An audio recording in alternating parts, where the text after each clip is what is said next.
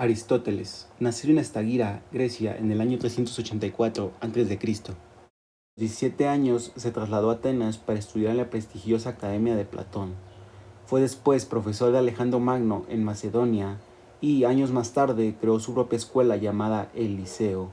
Se dice que en su vida dejó unos 200 tratados, de los cuales solo se tienen 31, en los que habla sobre la metafísica, la política, la lógica, la estética, entre otros temas. Pero hoy vamos a hablar de 5 ideas interesantes de sus dos obras, Política y Ética, de Aristóteles. La primera idea es la virtud como fin y la política como medio. Al igual que Platón y Sócrates, Aristóteles es partidario en decir que el fin último y más trascendente del ser humano es la virtud, y es lo que conlleva a la felicidad. Esto se puede ir adquiriendo por medio de hábitos y prácticas, cosa a la que debe ser responsable la política. Por tanto, para Aristóteles las ciencias políticas es la ciencia más importante de todas, ya que busca formar el alma de los ciudadanos por medio de la enseñanza y las leyes. He aquí algunos fragmentos donde Aristóteles detalla este pensamiento. La felicidad, hemos dicho, es cierta actividad del alma conforme a la virtud, y por lo que hace a los demás bienes, o están necesariamente comprendidos en la felicidad, lo contribuyen a ella como auxiliares y como naturales y útiles instrumentos. Esto, por lo demás, resulta perfectamente de acuerdo con lo que dijimos al comenzar este tratado. El objeto de la política, tal como nosotros le concebimos, es el más elevado de todos, y su cuidado principal es formar el alma de los ciudadanos y enseñarles, mejorándolos la práctica de todas las virtudes. Segunda idea, sobre el justo medio. Ya hemos dicho que para Aristóteles el acto más perfecto y lo que conlleva la felicidad es la virtud. Pero, ¿qué es la virtud específicamente? En uno de los párrafos de la Ética nos explica bien este término. La virtud es un medio entre dos vicios, que pecan uno por exceso, otro por defecto. Y como los dos vicios consisten en lo que unos traspasan la medida que es preciso guardar y los otros permanecen por bajo de esta medida, ya es respecto de nuestras acciones, ya respecto de nuestros sentimientos, la virtud consiste por lo contrario en encontrar el medio para los unos y para los otros, y mantenerse en él dándole la preferencia. Así pues, para Aristóteles, el justo medio es el mejor camino en cada decisión y acto que se presenta. Esto que no conlleve al exceso, pero tampoco a la carencia. Por ejemplo, la valentía sería el justo medio entre el temerario y el cobarde. El temerario sería el exceso y la cobardía sería la carencia. Esto aplica para todas las cosas, ya que en lo que se refiere a la conformación de la polis o ciudad, Aristóteles habla que siempre se estructura por gente rica, pobre y gente de clase media. Los últimos son el sector más importante y los que deben buscarse aumentar en cantidad por ser el justo medio. Tal como él mismo afirma, los estados bien administrados son aquellos en que la clase media es más numerosa y más poderosa que las otras dos reunidas, o por lo menos que cada una de ellas separadamente.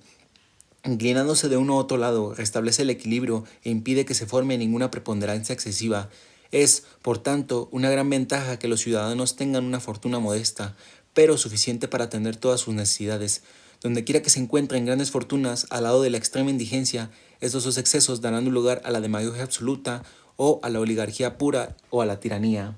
Esto daría paso a nuestra tercera idea, los tipos de gobierno. Aristóteles nos describe los tipos de gobierno y sus contrarios. La diferencia entre uno y otro es que los primeros se dedican enteramente a buscar el bien de sus ciudadanos y no el de ellos mismos. Tenemos pues los tres, que son el reinado, la aristocracia y la república. En el primero se encuentra uno solo a la cabeza del Estado, en el segundo son un pequeño grupo el que toma las decisiones por el bien de la polis, y en el último son la mayoría la que elige el rumbo que tomar. Sus tres contrarios serían la tiranía, la oligarquía y la democracia o la demagogia. En la primera opción, el tirano es un ser que gobierna solo para complacer sus placeres a costa del sufrimiento de los demás. En la segunda serían los ricos los que gobiernan por su propia ganancia, y en la última los pobres, que son la mayoría, buscan arrebatar a los ricos lo suyo y tener los beneficios para ellos mismos. Cuarto punto, la importancia de la igualdad o el problema en la desigualdad. Aristóteles le da mucho énfasis al tema de la igualdad, siendo la desigualdad uno de los grandes problemas que conducen comúnmente a las revoluciones. Pero no se puede decir que la igualdad sea dar a todos lo mismo. Tratar a todos con la misma ley, sí, pero también se refiere a dar a cada uno según su mérito. También dentro de la justicia, Aristóteles nos habla de que es un tema de igualdad y desigualdad. El juez solo trata de igualar esta injusticia, que no es más que una desigualdad. porque cuando uno ha sido golpeado y el otro ha dado los golpes, cuando uno mata y el otro es matado, el daño experimentado de una parte y la acción producida de la otra están desigualmente repartidos, y el juez intenta con la pena que impone igualar las cosas, quitando a una de las partes el provecho que ha sacado. Me sirvo de los términos generales que ha consagrado el uso de los casos de este género, por más que estas expresiones solo pueden ser aplicables en ciertos casos, y por esto digo provecho hablando del que ha golpeado y pérdida hablando del que ha sufrido la violencia. Pero cuando el juez ha podido graduar el daño experimentado, el provecho del uno constituye su pérdida y la pérdida del otro constituye su provecho.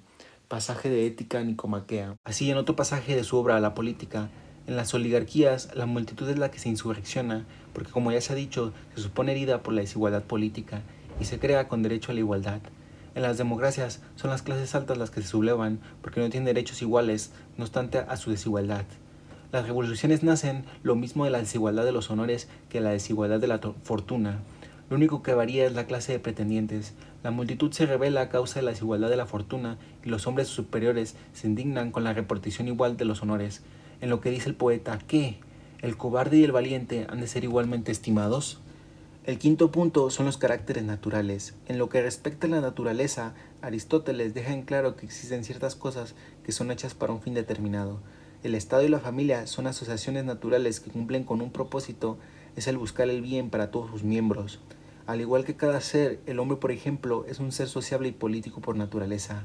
Las criaturas o los animales, por su inferioridad, están hechos para servir a los más fuertes. Lo mismo ocurre con los esclavos y las mujeres. En el pensamiento y la época de Aristóteles estaba bien visto tener esclavos y que las mujeres tenían ciertas actividades las cuales podían dominar y hacer, pero otras que no, como influir en la política o en la guerra. Por tanto, se aceptaba una diferencia natural entre el hombre y la mujer.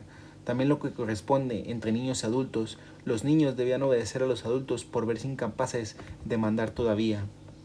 Eso sería todo entre las ideas más importantes de las obras de Aristóteles, que son Política y Ética. Esperemos te haya servido la información y te pueda introducirte o por lo menos que te llame la atención para ver estas obras y muchas más de Aristóteles. Sin más, déjanos tus comentarios sobre cuáles otras ideas te gustaría conocer y igual te podemos compartir sobre ello. Muchas gracias y hasta luego.